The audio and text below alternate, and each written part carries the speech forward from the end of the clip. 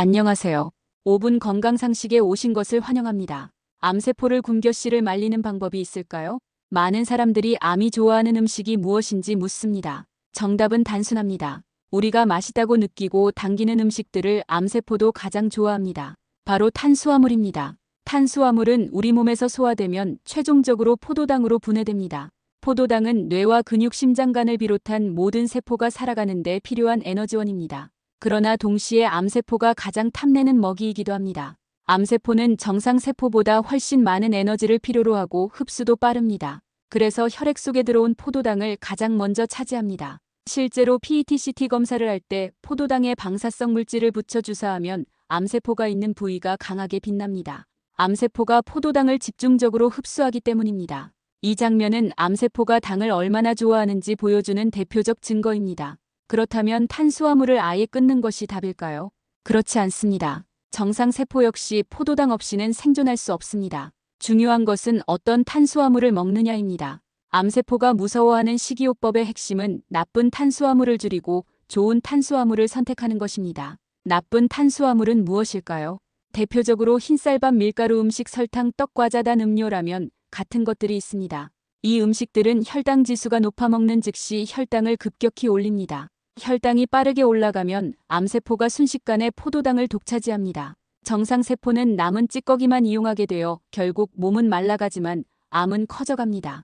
또 혈당이 급격히 오르면 췌장에서 인슐린이 대량으로 분비됩니다. 인슐린은 포도당을 세포 안으로 옮기는 택배차 역할을 합니다. 문제는 인슐린과 함께 분비되는 IGF-1이라는 성장 인자입니다. IGF-1은 세포 성장을 촉진하는데 암세포 성장에도 그대로 작용합니다. 결국 나쁜 탄수화물을 먹으면 암세포에게 먹이와 성장 촉진제를 동시에 주는 꼴이 됩니다. 실제로 고산지대에 사는 라론 증후군 환자들이 이를 증명합니다. 이들은 성장 호르몬 수용체 결핍으로 IGF-1이 분비되지 않습니다. 칼로리 높은 음식을 먹어도 암과 당뇨가 거의 발생하지 않는 이유가 여기에 있습니다. 반대로 일반인이 나쁜 탄수화물을 많이 먹으면 암세포 성장 위험이 크게 증가합니다. 그렇다면 좋은 탄수화물은 무엇일까요? 혈당을 천천히 올리는 음식들입니다. 현미, 보리, 귀리, 콩류, 견과류, 채소가 대표적입니다. 이 음식들은 식이섬유가 풍부해 혈당 상승 속도를 늦추고 포도당을 몸 전체로 골고루 분배합니다. 따라서 암세포만 독점하지 못하고 정상세포가 충분히 에너지를 얻게 됩니다. 특히 채소에는 비타민과 미네랄이 풍부해 세포대사를 원활하게 하고 면역력을 높입니다. 항산화 성분은 세포 손상을 줄이고 암세포 성장 억제에 기여합니다. 브로콜리, 시금치, 당근, 토마토, 마늘 같은 채소는 대표적인 항암식품으로 꼽힙니다. 또한 혈당지수 GI와 함께 혈당 부하 GL 개념도 중요합니다. 같은 음식이라도 먹는 양과 함께 계산한 GL이 낮으면 실제 혈당 상승은 크지 않습니다. 예를 들어 수박은 GI는 높지만 GL은 낮아 적당히 먹으면 크게 문제되지 않습니다. 이처럼 음식의 질과 양을 함께 고려하는 것이 현명한 식사법입니다. 그리고 중요한 또 하나는 먹는 순서입니다. 한국인은 밥을 먼저 먹고 반찬을 곁들이는 습관이 있습니다. 이 방식은 혈당을 빠르게 올립니다. 반대로 서양식처럼 샐러드를 먼저 먹고 단백질을 섭취한 뒤 밥을 먹으면 혈당이 완만하게 오릅니다. 같은 음식을 먹더라도 순서에 따라 혈당 지수가 절반 이하로 줄어듭니다. 따라서 암 예방을 위해서는 반드시 채소를 먼저 먹는 습관을 가져야 합니다. 실제로 연구에서도 식사 순서만 바꿔도 혈당과 인슐린 분비가 안정된다는 결과가 있습니다. 또 붉은 고기와 육가공품, 화학 첨가물이 많은 가공식품은 피해야 합니다. 이들은 발암물질을 포함하거나 암세포 성장을 자극합니다.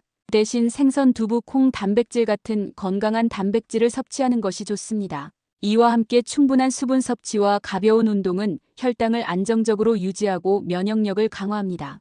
예를 들어 하루아침 식단으로는 현미밥에 채소나물과 삶은 달걀을 곁들이고 점심에는 샐러드를 먼저 먹은 후 잡곡밥과 생선구이를 함께하고 저녁에는 채소 위주의 된장국과 두부 반찬을 먹는 식입니다. 이런 방식은 암세포의 먹이를 줄이는 동시에 정상세포에는 고른 에너지를 공급합니다. 또한 항산화 작용이 강한 블루베리, 포도, 가지 같은 보라색 식품을 함께 섭취하면 암세포 억제에 더 도움이 됩니다. 결국 암세포를 굶겨 씨를 말리는 식이요법의 핵심은 단순합니다.